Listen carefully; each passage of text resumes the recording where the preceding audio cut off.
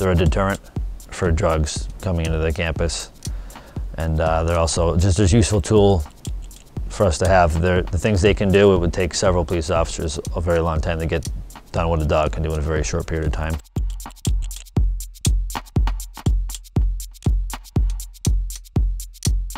I get a lot of comments. People are like, is that really your name? Or is that just your name because you're on the K-9 unit? I'm like, no, my name really is D. Wolf.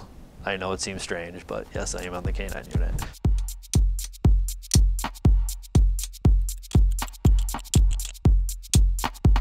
The first dog was Max. He was what they call a Belgian Malinois, which are usually the 65-pound dog. This one was a freak of nature. He was 120 pounds. He was absolutely giant, and he had the best temperament on him.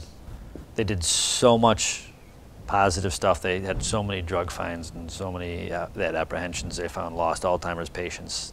They did a lot. The department was so pleased with what they did for us in the surrounding communities, they decided to increase the K-9 unit from 1 dog to 3 dogs. There's a chocolate lab drug detection dog, Kayla. I was lucky enough to get her. She was an absolutely great dog. And Kayla got, I didn't say sick, she got old.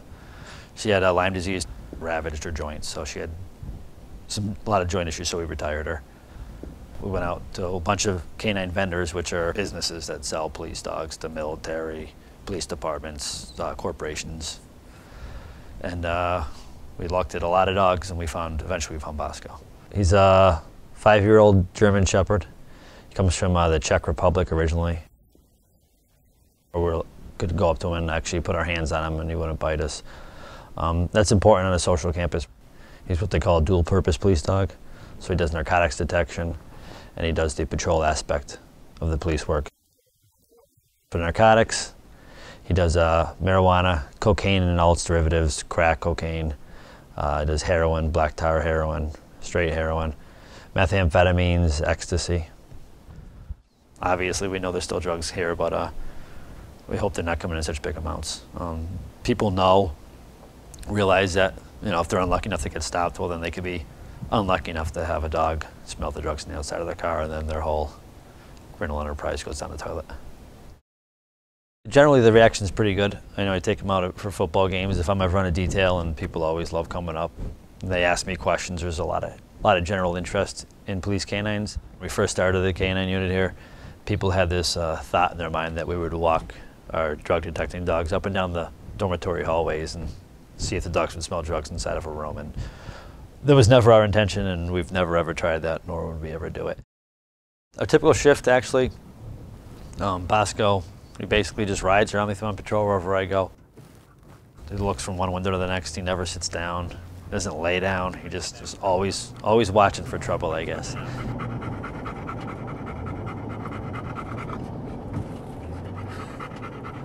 This is what it sounds like in my car all the time. Some people think it's mean that he's back there. He loves it. He spends more time with me than any house dog would. In the Cruiser, there's an access door for the dog to get from the back to the front or stick his head through.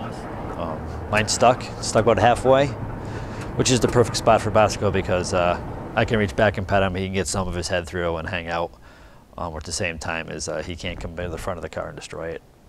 Before it got jammed, I didn't shut it once all the way, and he was able to pry it open somehow, and within like 15 seconds of me being out of the car, he ate some of the wires that ran to the computer out. It seems on car stops that I get less resistance to things. If I'm going to effect an arrest or something, people are more cooperative just because Bosco's in the police car barking up a storm. Quiet. So I have no idea what he's barking at now. When he barks at people in the car, I don't really correct him too much for it because I don't want him second-guessing himself as to whether or not he's supposed to bark at someone when I need him to bark.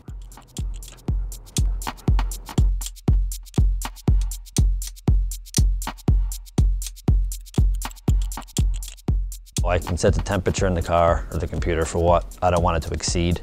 When the temperature is reached, I have a pager in my belt that'll activate. The car went on, the windows will roll down, and there's a fan mounted in the interior of the rear portion of the car. That'll turn on to vent the hot air out of the car, and then the sirens and the lights will go on in the car as well. There's an emergency release. I have it on my belt. It's a simple push button. And what happens is when I push that button, there's a piston on the rear passenger side door that activates. It'll pop the door open, and the dog's been trained to come to my side once that door is released. And if I'm in a physical altercation at that point, he'll just start biting whatever's in the mix. Hopefully not me.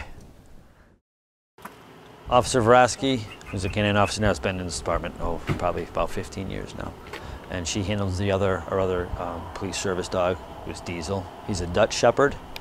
His drive is unbelievable. He's just really a great dog, and she's a really good handler with him. They're a great pair together.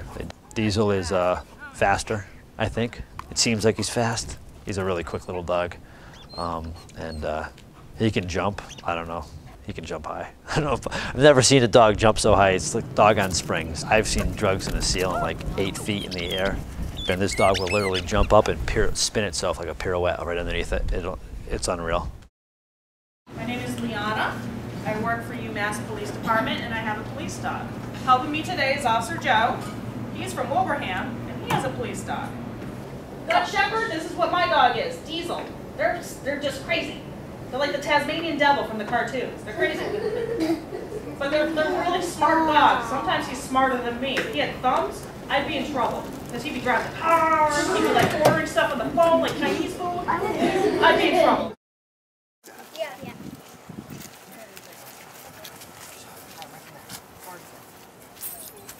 When we do something like this, everything we do with our dogs has a command. I think she says check with hers. When I want Sharon to find drugs, I tell him drugs. That's it. When we do, which is you said what, check or fetch it up? Fetch it up to Diesel means we're going to find something hidden in the woods. Again. Wow. They work super quick for us. So he's going to lay down. He's pointing at it with his nose. Mom, it's here. Give me my whoopee. Give me my whoopee. Give me my whoopee. So he's found that. We get a little bit of playtime. He's going to jump around. And again, no matter what we do with our dogs, if you're watching them, their tails are wagging. This to them is the best thing in the world. As you can see, if you watch Diesel now, just look at him. Notice his ears are up, they're panned forward like a radar dish. He's going to watch me no matter where I go. Suspect, show me your hands, do it now. I'm not showing you my hands. Do it now, set dog.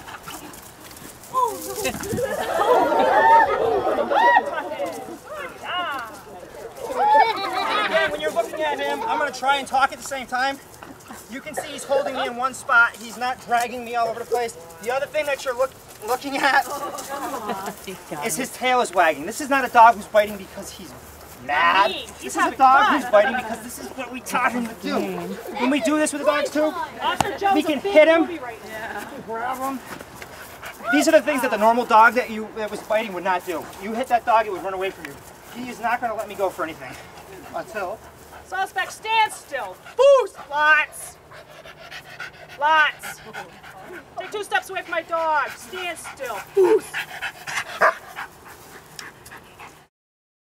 My favorite thing about Bosco is just his attitude. He's just a happy-go-lucky dog, you know. He's just great. I try to train a little with him every day. And that's just short little blocks of training. Just obedience typically. And then we always have some play time. 2 or 3 times a day, we always play catch. And he loves it. That's what he lives for. He's got a big play drive. So we always playing with him. He's just, if he was in a big city, we wouldn't be able to play a lot because it actually wears him out. But those dogs get their play reward through actually deployment after deployment. Like LA, that's all they do is deploy those dogs all day long. We don't have that here, luckily. I say luckily because I wouldn't want to be there. So, you know, it's not an environment. I enjoy this environment. I think Bosco enjoys this environment. It's a stress-free environment where we get to play a lot. And the outcome of the game is causing some problems at UMass, where students are apparently rioting on campus.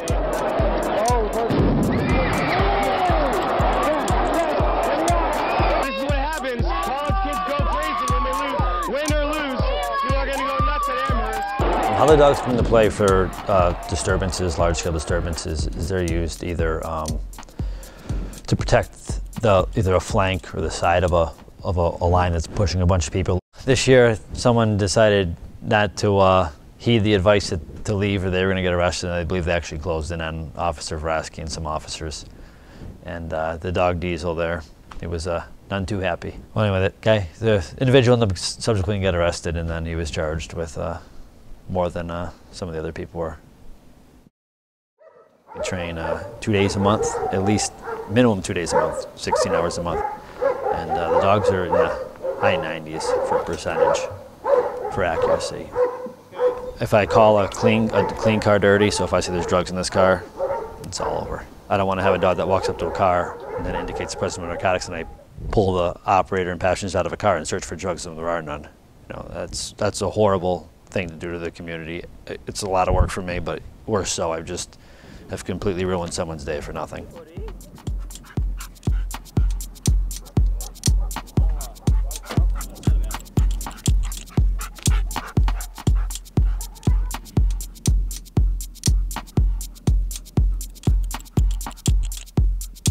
All the initial training, it's all positive, it's all play, it's all reward, it's all the dog running around, getting to do things that it does in nature, really.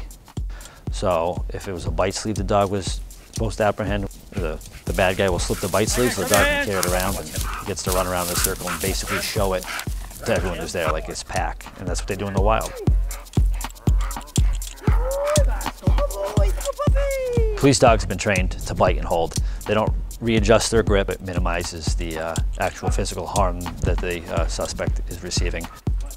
The decoy is basically wearing a bite suit or a bite sleeve, and when the dog apprehends that person by biting, they play with it. It's like a giant tug-of-war toy. Good job.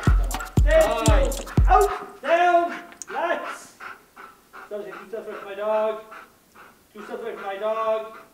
You hear a lot of high, happy voices, a lot of play. The dogs love that, and that's what makes them work. People have this image out there that police officers beat their dogs to make them cruel and vicious and mean. If you beat your dog at home, you know he's not going to want to come near you, and he's not going to want to do what you want him to do. It's all positive. Typically, you hope to get 8 or 9 years out of a working dog, just because the